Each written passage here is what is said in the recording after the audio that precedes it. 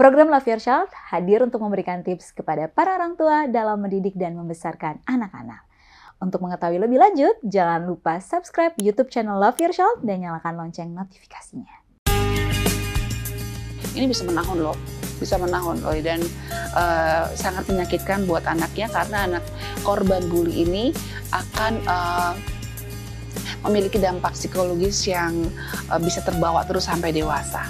Pelaku bully selalu yang punya otoritas, ya kan. Nah, tapi bukan berarti pelaku bully ini selalu kakak kelas. Bisa teman sebaya. Bisa adik kelas. Oh, bisa adik kelas. Bisa adik kelas. Menanamkan nilai-nilai kebaikan dan juga empati.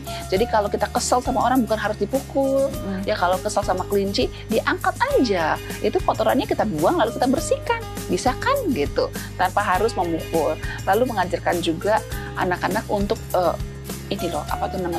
fight. Ya. Fight dalam arti kalau saya kurang setuju kalau harus belajar ilmu bela diri, nggak harus, ya kan? Ada kok cara lain untuk membela diri dengan cara mengajarkan dia untuk mengatakan tidak.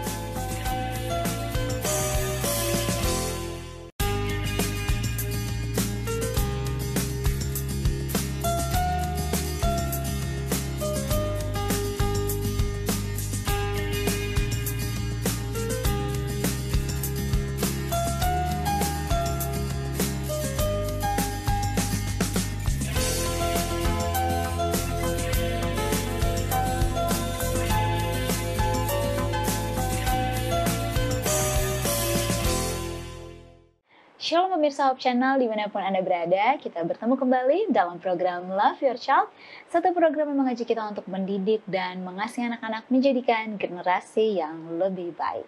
Kali ini kita akan membahas mengenai bullying.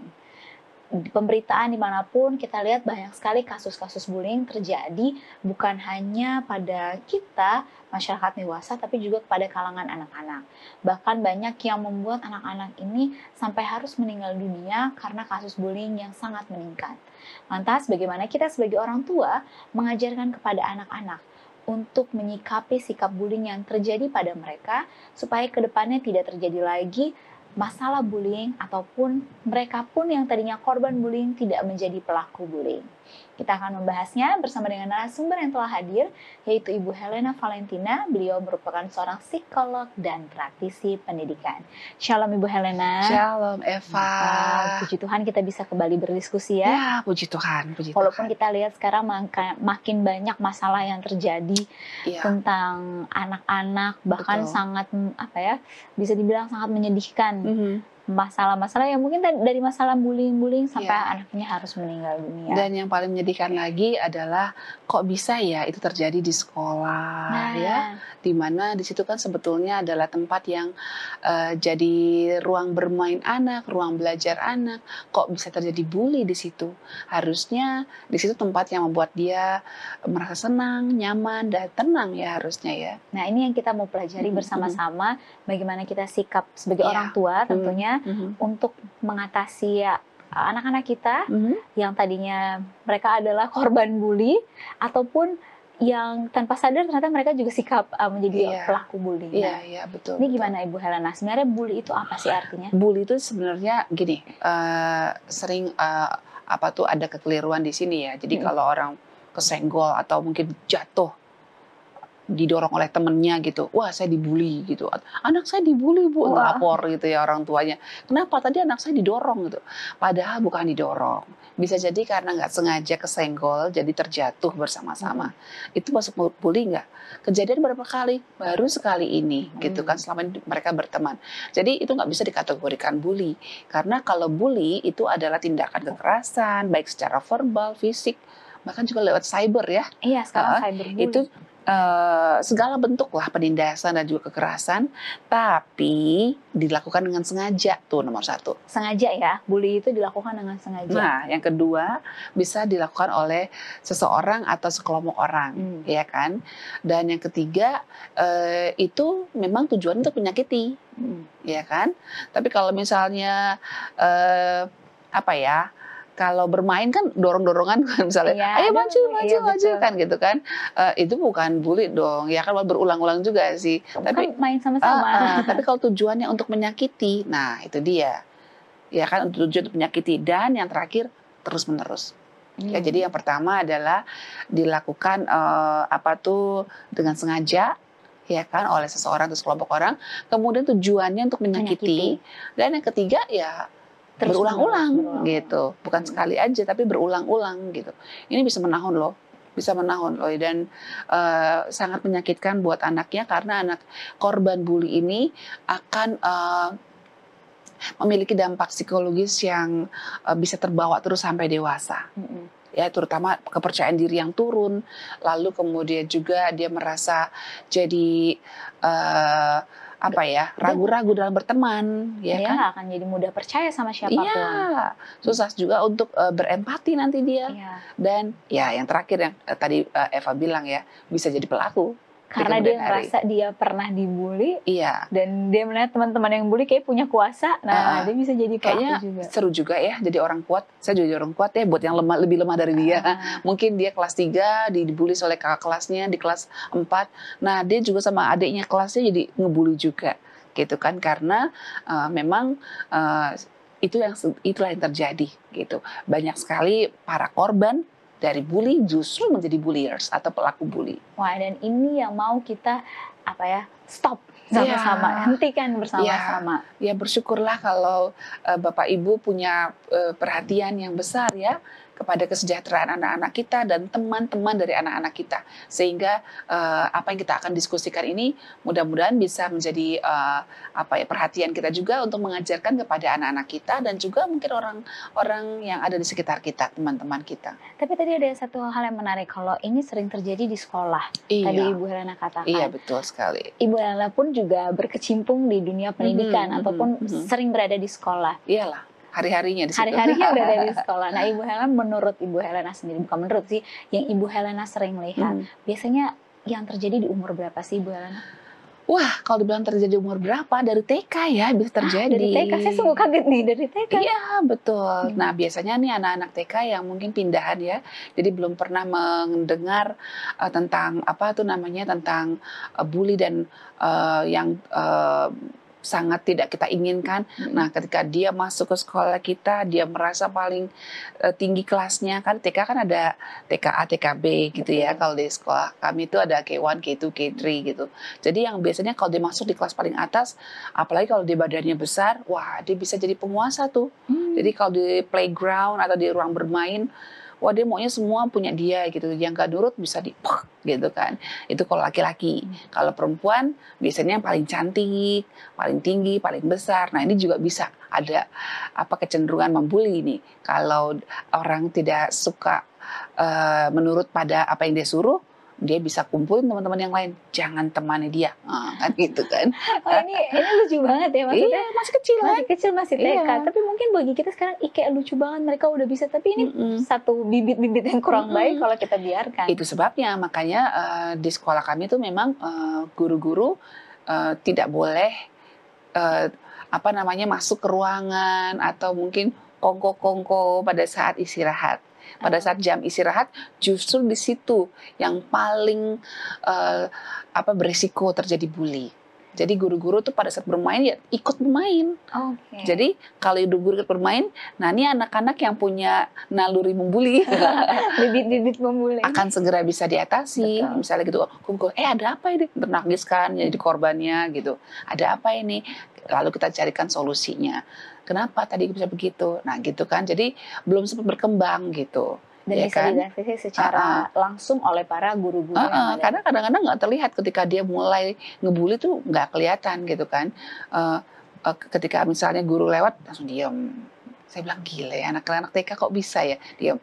Nanti begitu gurunya lewat, dia bilang lagi, kamu ya gini-gini, ntar temennya yang dianggap tidak sepaham itu akan jadi sasaran bully gitu kan.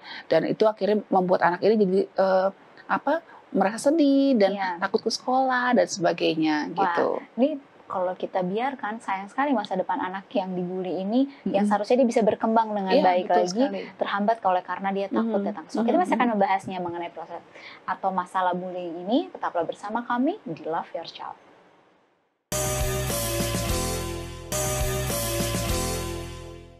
Kembali lagi di Love Your Child dan kita masih membahas tentang bullying. Nah, tadi bullying ini sering terjadi di lingkungan sekolah dan yang membuat saya sendiri tadi sempat kaget adalah Ibu Helena katakan mulai terjadi dari anak TK pun juga udah sering terjadi ya. Betul. Bukan hanya di sekolah, saya rasa mungkin di lingkungan-lingkungan bermain anak-anak.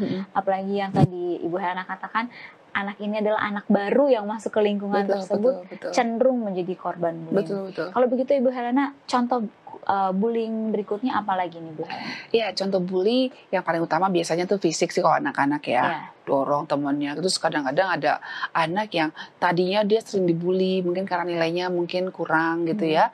Atau mungkin kalau ngomong suka nggak nyambung gitu kan. Mungkin dia masuk kelompok anak berkebutuhan khusus tapi yang masih sangat samar gitu antara anak yang dari kelompok rata-rata dengan kelompok yang borderline. Nah, jadi ketika anak ini mungkin sekali dia tahan, 2 kali dia tahan, 3 kali, pas ketika dia sudah marah betul itu marahnya bisa ngeri banget gitu ya. Wah, ya emosinya terluapkan semuanya. Itu mukulnya udah lain tuh. Jadi kalau marah karena kesel itu mungkin ya mukulnya nggak terlalu gimana. Tapi kalau udah sakit hati sekali, udah ada dendam di situ, wah ngeri. Ya ngeri. Itu juga pernah saya lihat kayak gitu kan. Jadi waktu saya kumpulin, kenapa kamu nak? Hanya gara-gara cuma negur begitu aja kamu. Udah lama deh. Udah lama. Udah sering anaknya, sudah sering dia begini sama saya. Terus kamu kenapa nggak ceritakan? Nah gitu kan. Nah itu tadi. Kadang-kadang orang tua ada yang mengajarkan bahwa kalau ada masalah selesaikan sendiri.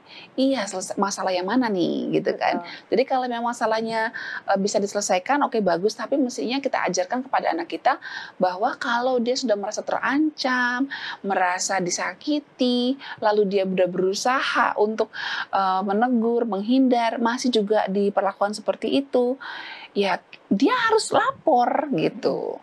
Jadi memang tipe-tipe bully itu macam-macam ya, ada kekerasan secara fisik, bully secara fisik ya, pukul gitu ya, atau jambak atau cakar dan sebagainya. Ada juga yang verbal. Dikata-katain. Iya, mungkin fisiknya yang ya kayak saya lah waktu kecil dulu kan suka dihina-hina, butet, buduk berentet gitu. Itu menyakitkan loh, menyakit banget loh. Kebetulan karena saya bandel ya, suka main di tempat-tempat yang ya gitulah, ngambil-ngambil ikan-ikan kecil gitu kan. Jadi akhirnya kotor gitu, akhirnya suka ada bisul-bisul. Nah itu jadi bahan olok-olok, sedih sekali. Saya tahu rasanya jadi korban bully gitu. Nah bisa juga dia mungkin menghina agamanya, ya kan, menghina sukunya gitu, menghina jenis rambutnya atau kulitnya, macam-macam deh. Koleksi untuk membuli orang tuh macam-macam ya. Betul. Dan kemudian juga ada juga bully melalui WA, melalui media sosial media gitu. Dan itu lebih lebih sering terjadi sekarang ya di kalangan anak-anak, khususnya anak-anak SMP ke atas tuh. Dan ada loh korban cyberbully yang sampai akhirnya bunuh diri. Walaupun nggak tatap muka secara langsung ya, tapi dampaknya juga sangat membahayakan. Karena kata-kata itu kan punya power ya. Jadi ketika misalnya gini, apa kamu, Kak saya tahu siapa kamu kan mungkin dibuka rahasianya, saya akan sebarkan, waduh. Merasa terancam. Kamu kan pernah nyontek kan, saya sebarkan nanti. Apaan kamu juara 1? Kamu kan saya lihat waktu itu saya punya loh fotonya padahal nggak ada gitu. Wah ini anak-anak yang nggak kuat pertahanan dirinya, dia bisa ambruk, apalagi diancam akan dipukul, diapain. Wah. Itu banyak sekali kejadian di negara-negara yang punya kemajuan sosial media bagus ya, itu ya menimbulkan bunuh diri gitu, seperti Jepang, kemudian di Korea itu banyak yang bunuh diri gara-gara dibully di sekolah, baik fisik, verbal, dan termasuk yang cyber itu.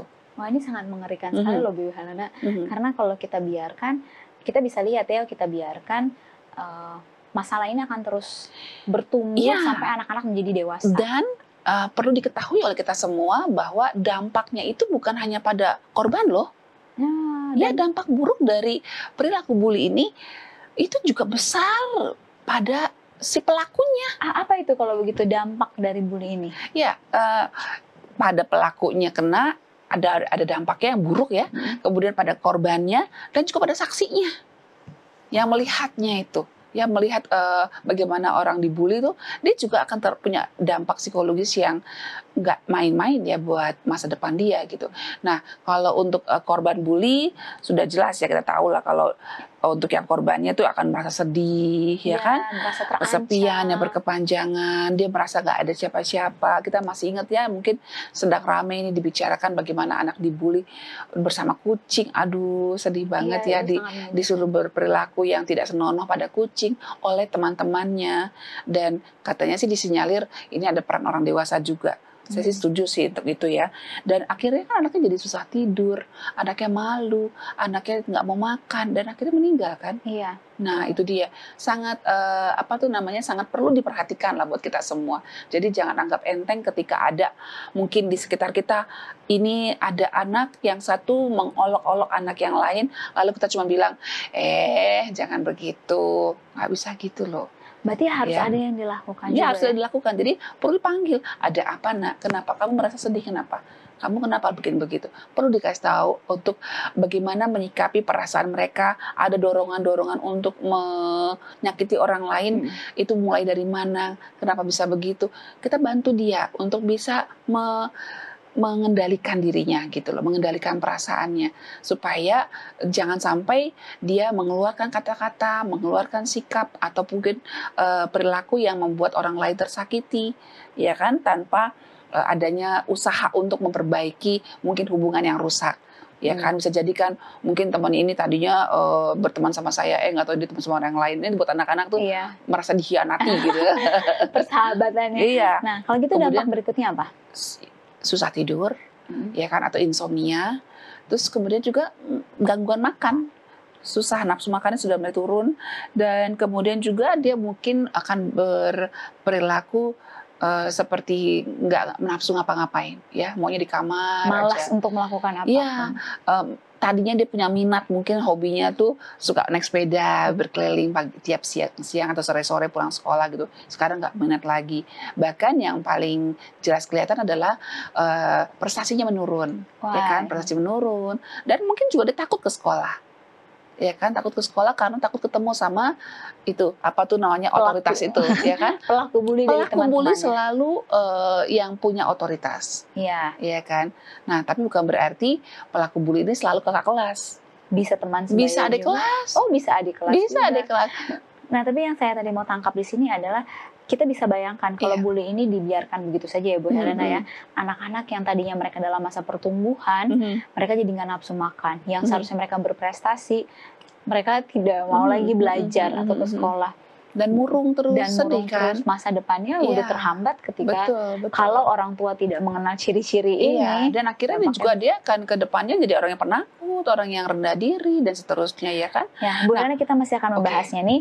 Apa dampak berikutnya yang akan terjadi pada pelaku dan bagaimana kita orang tua untuk mencegah bullying ini? Tetaplah bersama kami di Love Your Child.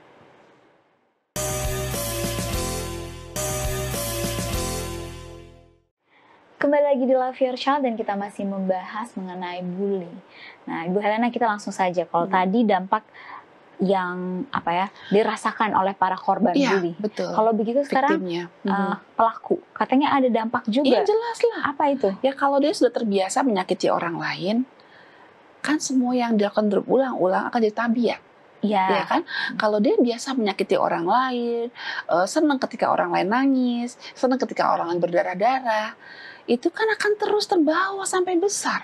Ya kan, kalau diulangi terus, lama-lama di tabiat yang kayaknya, kalau namanya tabiat kan kalau nggak dilakukan kayaknya ada yang kurang. Gitu kan. Kalau dia biasa untuk menolong orang, kalau nggak nolong orang tuh kayaknya ada yang kurang deh gitu kan. Tapi kalau dia terbiasa menyakiti orang lain, jangan salah kalau dia juga menyakiti nanti keluarganya. Ya kan, jangan salah kalau dia akan berani untuk mukul istrinya. Mungkin berani mukul suaminya kalau yang perempuan. Waduh. Dan jangan-jangan juga memukul orang tuanya. Ketika orang tuanya sudah rentak, ngeri kan? Dampaknya jadi makin luas lebar. Karena kan itu kan perilaku agresif yang akan membuat dia jadi seperti, dalam tanda kutip, orang yang hobi menyakiti orang lain, kan psikopat ya. Jadi bisa seperti itu. Jadi akhirnya biasanya para pelaku bully di masa kecil, di masa sekolah, kedepannya ya jadi pelaku kejahatan, ya kan? Kumpulnya sama sesama orang yang suka mukul, sama-sama suka menyakiti. Ya berarti teman-teman nanti jagoan-jagoan yang suka melakukan tindak kriminal dong. Ya, jadi memang ini nggak bisa didiamkan, nggak bisa didiamkan. Dan yang kedua, yang ketiga tadi untuk saksinya Iya, ya. yang terakhir itu saksinya. Kalau tadi untuk pelaku ya. Sekarang gini deh, Eva saksi, aku dipukulin oleh siapa lah gitu. Tapi Eva nggak boleh lapor siapa-siapa. Eva lihat aku berdarah-darah, Eva tolong aku, tapi Eva nggak bisa tolong. Itu kan nggak jadi mimpi buruk buat Eva seterusnya. Tersiksa, Iya jadinya kan? ada trauma sendiri. Dikejar-kejar rasa bersalah kan. Betul. Akhirnya dia nggak percaya diri. Bahkan ada kasus saksi bully yang akhirnya dia jadi pecandu narkoba. Kenapa? Untuk menghilangkan pikiran dari rasa bersalah yang mengejar dia terus. Karena nggak Dia bisa ingat bantu. bagaimana orang yang dibully itu akhirnya mati. Dia mau nolong nggak bisa. Dia nggak boleh lapor siapa-siapa. Sementara dia ngebayang bahwa orang itu nggak bersalah. Sedih loh.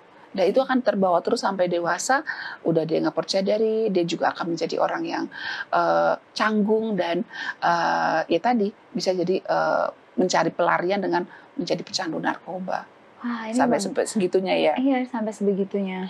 Ya bahkan apa tuh namanya buat korban juga seringkali menjadi orang yang takut untuk bertemu orang banyak. Iya, karena Jadi, dia merasa udah nggak ada harga dirinya lagi karena dia Iya. udah dia Iya. bully sama orang lain. Jadi agorafobia itu takut bertemu dengan banyak orang tuh menimbulkan fobia yang disebut dengan agorafobia. Jadi kita kan kalau ketemu orang banyak kan biasa aja tuh ya. Tapi kalau agorafobia tuh takut ya, karena mungkin dia punya pengalaman dia dikeroyok barangkali ya kan. Jadi ketika ketemu orang banyak, apakah orang ini akan menyerang saya gitu. Wah, dia punya trauma-trauma. Sayang kan ya. Betul. Harusnya dia mungkin Tuhan sudah siapkan dia jadi seorang yang bisa jadi penolong banyak orang, tapi karena dia punya pengalaman yang buruk di masa kecil atau di masa remaja dan tidak terselesaikan, tidak dipulihkan gitu ya, maka ya bisa jadi seperti itu. Akhirnya dia nggak jadi orang yang bisa menolong banyak orang karena dia sendiri juga takut ketemu orang banyak. Ibu Hana, kalau begitu bagaimana caranya kita sebagai orang tua ataupun pengajar yang saat ini sedang menyaksikan untuk menghindari anak kita dari perilaku bully ini? Yang paling utama adalah sebetulnya sama seperti Tuhan sudah mengajarkan kita bahwa anak-anak itu perlu mendapatkan ikatan yang kuat antara dia dengan orang tuanya. Jadi antara orang tua dan anak memang harusnya punya kelekatan fisik. Jadi jangan tinggal-tinggal anak kita titipin ke orang aja gitu. Betul. Harus ada waktu di mana kita betul-betul bisa punya kelekatan fisik. Kelekatan fisik, bermain bersama dia. Dan pada saat bermain kita bisa ceritakan sama dia bahwa ada loh yang namanya nilai-nilai yang harus kita jaga. Sopan, bicara pada orang lain, ya kan? Lalu kemudian belajar empati, gimana kita perlu kasihan ya. Benar, pada orang lain, dan kemudian juga kasih sayang sejak dini. Berikan saja hewan piaraan. Nah, ketika hewan piaraan itu dia pukul misalnya gitu, nak sakit loh dia. Nanti kalau dia mati bagaimana? Nah, kita bisa bicarakan bersama anak, kan diskusikan kan. Habis dia nakal, masa nih kelincinya pup di mainan aku. Nah, kita bisa ceritakan, iya namanya juga binatang. Dia pikir ini tempat pup gitu kan. Dia nggak bisa nahan. Itu beda kita dengan binatang, nak gitu. Menanamkan nilai-nilai kebaikan, nilai-nilai kebaikan dan juga empati. Jadi kalau kita kesel sama orang bukan harus dipukul. Ya kalau kesel sama kelinci diangkat aja. Itu kotorannya kita buang lalu kita bersihkan. Bisa kan gitu. Tanpa harus memukul. Lalu mengajarkan juga anak-anak untuk ini loh, apa tuh namanya, fight. Ya. Fight dalam arti kalau saya kurang setuju kalau harus belajar ilmu bela diri, nggak harus ya kan. Ada kok cara lain untuk membela diri dengan cara mengajarkan dia untuk mengatakan tidak. Jadi kalau misalnya ada teman bilang sini uang kamu, kok saya pukul kamu, oh nggak bisa, mohon maaf, ini uang ini adalah uang buat ongkos saya, mohon maaf ya, kalau kamu perlu besok saya bisa, kamu perlu buat apa? Buat makan, saya bagi makanannya, misalnya kayak gitu kan. Tapi kalau ada orang yang memaksa seperti itu, kita harus ajar anak kita untuk tetap tenang dan berani mengatakan tidak. Kalau dia sampai merasa takut nih diprototin atau kayak gimana, ya dia harus pergi lari gitu kan. Dia harus lari dan cari orang dewasa yang bisa dipercaya. Kalau di sekolah kan ada guru. Iya, betul. Jadi jangan larang kalau anak suka melapor pada guru. Ataupun ketika pulang dia bercerita kepada orang tuanya. Jadi jangan, ngapain sih kamu lapor-lapor? Ngurusnya sendiri. Laki-laki masa nggak bisa? Hajar aja. Nggak gitu kali. Ya. Nggak gitu kali ya. Jadi perlu dipahami bahwa memang itu adalah standar. Ketika anak merasa terancam, merasa takut, merasa dikerjain lah gitu ya. Misalnya di sepalak atau diapain, memang dia harus lapor. Nah, itu adalah standar. Saya pikir seluruh pakar psikologi tahu itu, bahwa anak-anak yang dibully harus berani lapor.